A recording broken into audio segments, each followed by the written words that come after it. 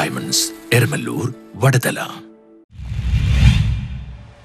എറണാകുളം ജില്ലാ പഞ്ചായത്ത് സംഘടിപ്പിച്ച വയോജന സംഗമം പ്രതിപക്ഷ നേതാവ് വി.ഡി. സതീശൻ ഉദ്ഘാടനം ചെയ്തു. ഒരു സമൂഹം പരിഷ്കൃതമാകുന്നതിന്റെ അളവുകോൽ ആ സമൂഹം അവിടുത്തെ മുതിർന്ന പൗരന്മാരോട് എങ്ങനെ പെരുമാറുന്നു എന്നതിന്റെ അടിസ്ഥാനത്തിലാണെന്ന് പ്രതിപക്ഷ നേതാവ് വി.ഡി. സതീശൻ പറഞ്ഞു.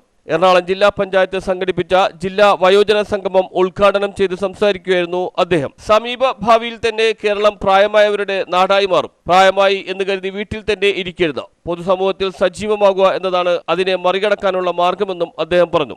എല്ലാ പഞ്ചായത്തുകളിലും വയോജന പാർക്കുകൾ സ്ഥാപിക്കാനുള്ള എറണാകുളം ജില്ലാ പഞ്ചായത്തിന്റെ തീരുമാനം സംസ്ഥാനത്തിന് തന്നെ മാതൃകയാണ്. വയോജനക്ഷേമം ലക്ഷ്യമിട്ട് ജില്ലാ പഞ്ചായത്ത് പ്രസിഡന്റ് മനോജ് മുത്തേടന്റെ നേതൃത്വത്തിലുള്ള ഭരണസമിതിയുടെ പ്രവർത്തനങ്ങൾ ഏറെ അഭിനന്ദനാർഹമാണെന്നും അദ്ദേഹം കൂട്ടിച്ചേർത്തു. പരിപാടിയിൽ റോജി എം ജോൺ MLA അധ്യക്ഷത വഹിച്ചു. ബെന്നി ബെഹനാൻ MP മുഖ്യാതിഥിയായി. ഭിന്നശേഷി മേഖലയിൽ മികച്ച ഇടപെടലുകൾ നടത്തിയതിന് കോതമംഗലം മാർബേസി സ്കൂളിന് സാമൂഹിക നീതി വകുപ്പിന്റെ 2024 സഹചാരി പുരസ്കാരം സമ്മാനിച്ചു.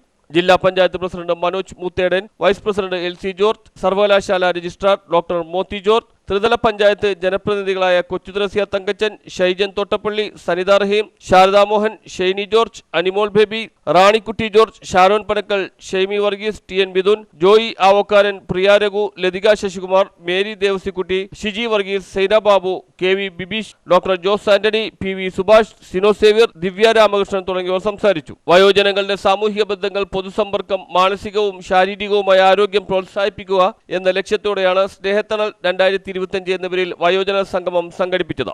ജില്ലാ സാമൂഹിക നീതി ഓഫീസ്, ശ്രീ ശങ്കരാചാര്യ സംസ്കൃത സർവകലാശാലയിലെ സോഷ്യൽ വർക്ക്സ് വകുപ്പ്, ജില്ലാ വയോജന കൗൺസിൽ, സാമൂഹ്യ സുരക്ഷാ മിഷൻ എന്നിവയുമായി സഹകരിച്ചായിരുന്നു പരിപാടി. ഇതോടനുബന്ധിച്ച് യോഗ, കലാപരിപാടികൾ, ഭക്ഷ്യമേള, ചിത്രപ്രദർശനം, വയോജനങ്ങൾക്കായി ക്യാമ്പസ് ട്രിപ്പ് തുടങ്ങി വിവിധ പരിപാടികളും സംഘടിപ്പിച്ചിരുന്നു. News bureau, Kochi.